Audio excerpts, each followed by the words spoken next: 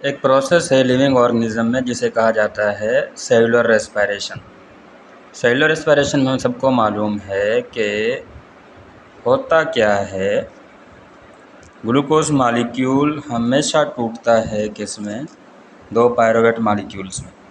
अब हमारा डिस्कशन ये है कि इस पूरे प्रोसेस में एटीपीज़ की फॉर्मेशन कितनी होती है। तो एटीपीज़ की फॉर्मेशन हमेशा इस प्रोसेस में कितनी होगी, 38 एटीपीज़।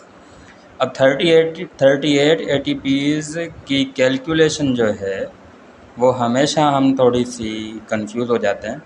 तो इसको समझना इंतहाई आसान है कि इस प्रोसेस में होगा क्या कि जब ये प्रोसेस शुरू होगा तो सबसे पहले क्या होना होता है, ग्लाइकोलाइसिस मीन्स के glucose molecule two pyruvate molecules में ब्रेक डाउन होता है।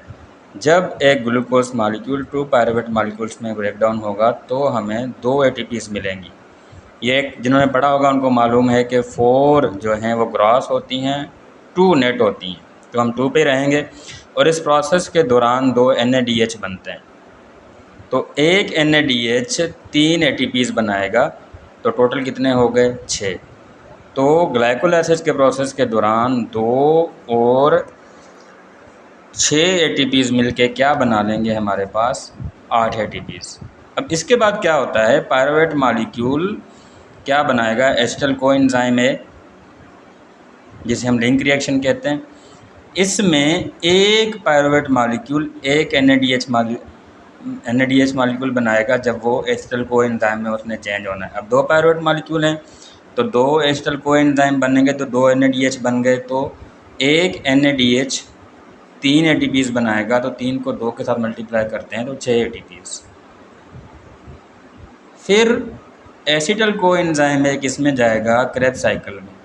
क्रेब्स साइकिल के टोटल प्रोसेस में 3 NADH बनते हैं, एक FADH और एक डायरेक्ट ATP क्रेब्स साइकिल के प्रोसेस में।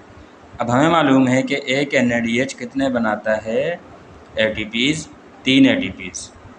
एक NADH 3 ATPs बनाएगा तो 3 NADH कितने ATPs बना लेंगे, 9 ATPs।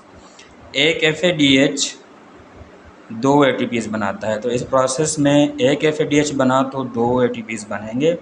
डायरेक्ट ATP कितना बना, 1।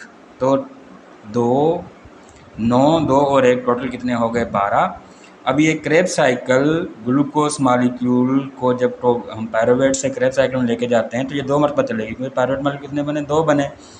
तो इस 12 को हम 2 के साथ मल्टीप्लाई करेंगे, कितने हो गए, 24 ATPs। यहाँ तक कितने बने हमारे पास, 24 ATPs। और 6 बने किससे, जब पायरुवेट मॉलिक्यूल एसिटल कोए में चेंज हुआ, ये 6 आ गए। और 8 इस इनिशियल में, ये 8 आ गए। तो ये 24 + 8 + 6 कितने बनते हैं, 38 ATPs। तो टोटल ATPs हमारे पास प्रोडक्शन कितनी हुई, 38 ATPs।